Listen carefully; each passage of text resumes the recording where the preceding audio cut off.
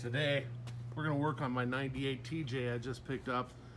Had it about a few days, and I took it apart. Tons of steering wander. My tie rods were shot, two of them specifically, so I'm going to replace all of them.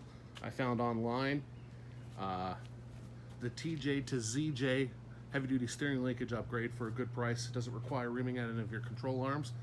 So without any other delay, here we go. The TJ stock drag link is what you're going to use, DS1430. These are all MOOG part numbers.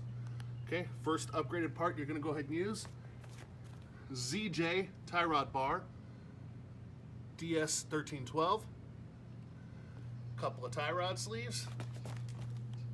Here's your part number, ES2079S. Okay, want a couple of tie rods. These are also ZJ, ES3096L for those two.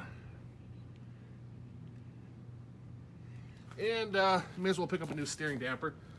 This Monroe came heavily suggested, so I'm going to give it a shot. It was cheap, SC2928. All right, these seem pretty beefy.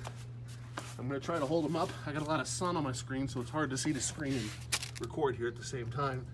So this is not a stock bar, but the diameter seems to be stock.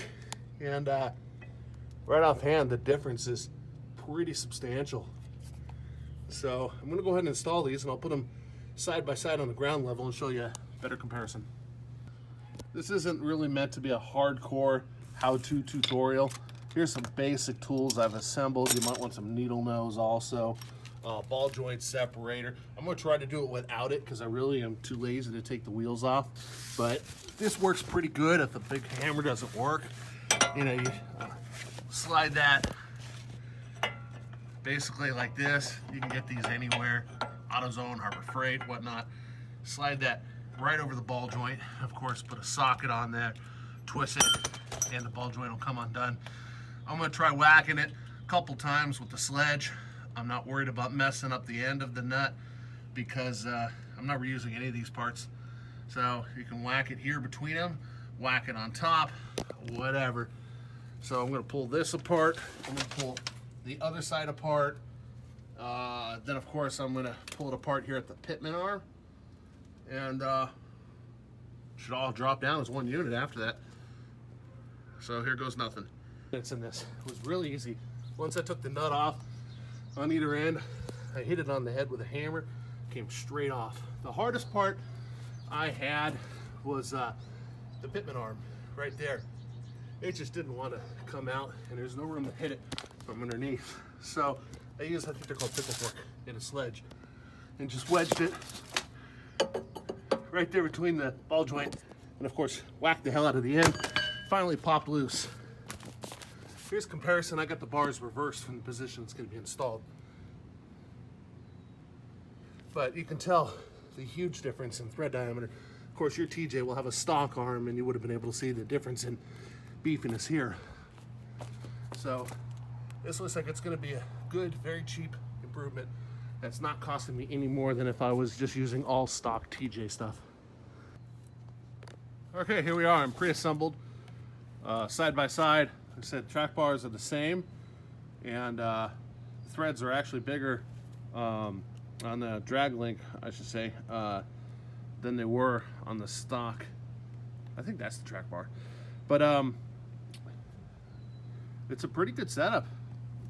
There's a substantial difference in thickness. So, like I said, that piece is aftermarket. This Jeep was modified a long time ago, so I'm just replacing this, you know, by whoever the original owner was. I wanted to mention a quick tip on these because I screwed up on my 66 Mustang in there. I like to take these things and thread them in so they're equal to the halfway point. So thread the sleeve on all the way until the tie rod comes on halfway, and then thread the other till it meets it halfway. If you don't, then you're going to have the sleeve on there kind of in a position to where it doesn't give you the full adjustment out of it. This assures that the sleeve is centered in the middle between the two threads. Now also keep in mind that the reverse threads So, for example, if you thread the sleeve on clockwise here, the tie rod's going to thread on counterclockwise.